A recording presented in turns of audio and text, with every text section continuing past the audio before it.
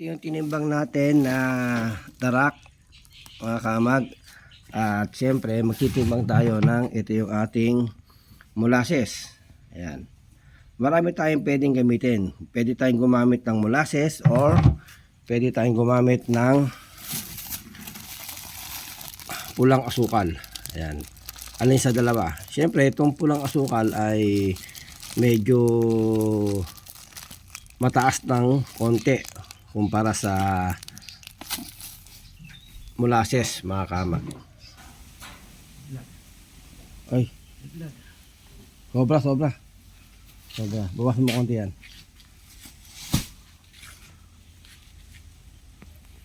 Mga kamag, first batch natin 500.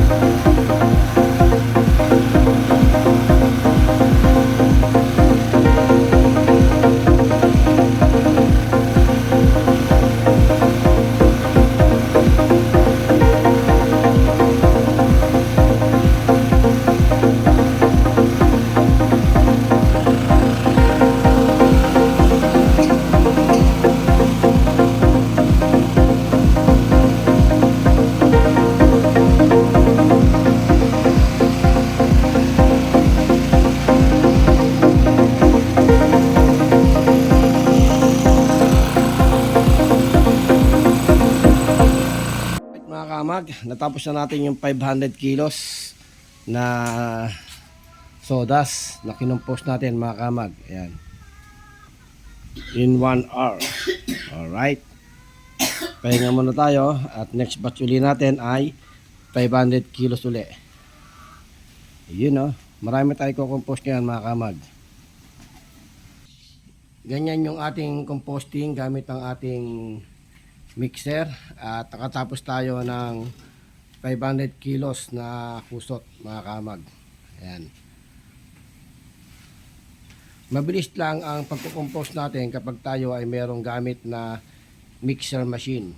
Pero kapag tayo ay nag mano-mano at pala lang yung ating ginagamit, ay talagang oras ang bibilangin natin mga kamag. Dito ay napakadali ng ating composting. At isa pa, halong-halo yung ating mga substrate materials na nilalagay natin dito sa ating kino-compose na substrate mga kamag. Alright? Ayan mga kamag.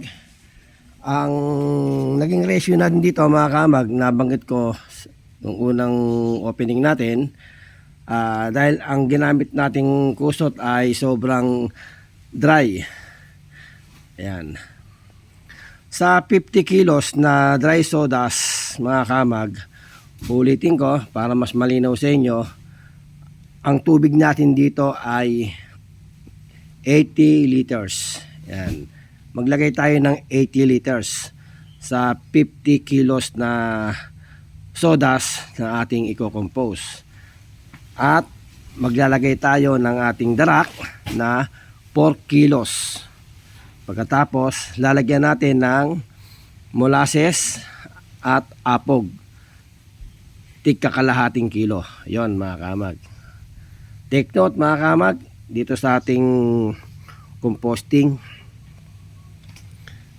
Lagi natin tatandaan mga kamag, sa bawat proseso na ating ginagawa dito sa ating pagkukompose, gawin natin ng tama ang lahat ng proseso.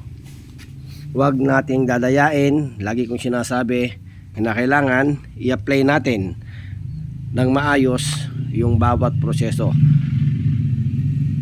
Para na sa ganon mga kamag, makaiwas tayo sa napakaraming o mataas na contamination.